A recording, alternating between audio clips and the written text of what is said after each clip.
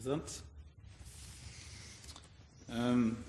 Først en liten bemerkning at det før jeg takker for en veldig viktig interpellasjon, så det en liten bemerkning at det litt uheldig at interpellasjonen kommer på et tidspunkt hvor både arbeidskomiteen og helsekomiteen, som ser jo at vi jo representert her, men det burde vært flere, har høringer.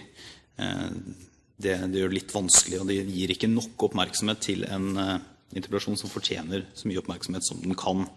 Jeg har lyst til å gi skryt til representanten Irvin for å ha tatt opp interpellasjonen, og ikke minst også lyst til å gi skryt for innlegget og kronikken som sto i Aftenposten for en tid tilbake.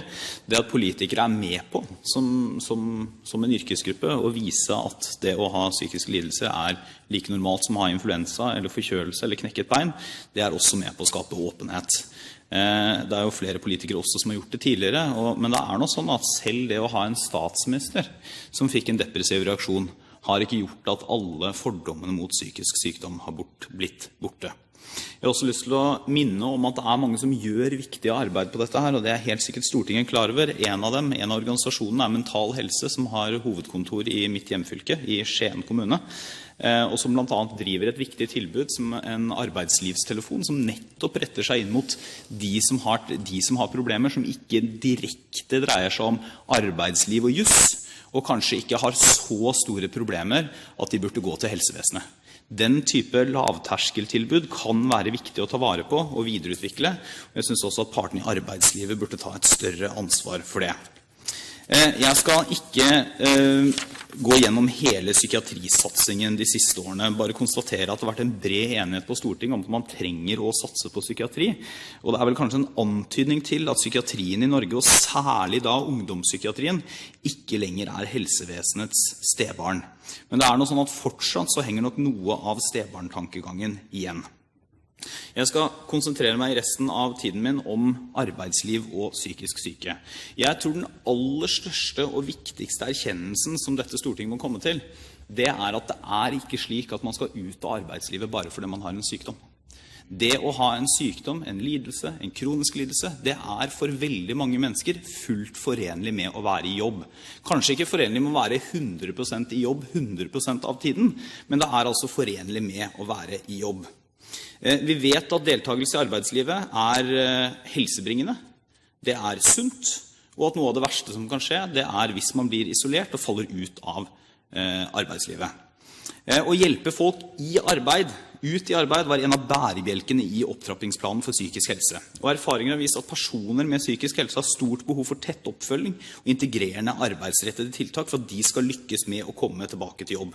Vi vet også at en stor andel både av uførepensjonerte og folk på sosialhjelp, særlig da i ungdomsgruppa, har psykiske lidelser som hoveddiagnose, og det har lenge vært en av de ledende årsakene til uføretrygd.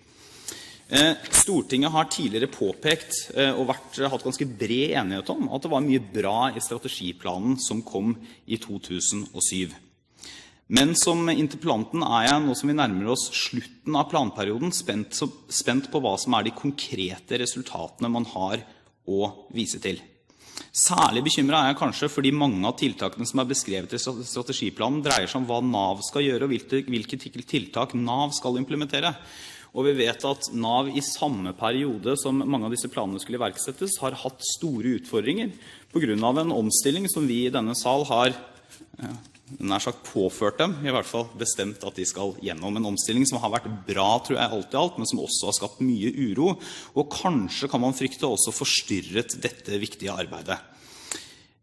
Spørsmålet i bunn og grunn jo hva man har å vise til for brukerne.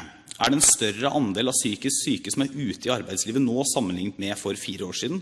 Hvor mange flere har fått tilbud om hjelp, og hvor effektiv har hjelpen vært? Det flere ting som viktig. Det første selvfølgelig at vi har et psykisk helsetilbud som faktisk fungerer. Køene har vært og fortsatt alt for lange. Sånn kan vi ikke ha det. Den andre tingen arbeidet med generelle holdningsendringer, og der det viktig og nødvendig å bidra til en avstigmatisering av mennesker som har psykiske lidelser. Det tredje kanskje et bredere perspektiv på nettopp hele arbeids- og velferdspolitikken, som gjør det lettere og mer fleksibelt å kunne ha ordninger som gjør at man faktisk kan være i arbeid lenger, selv om man har en diagnose. Det betyr at vi må se gjennom uførepensjonsordningene våre, som regjeringen har varslet, og andre offentlige ordninger.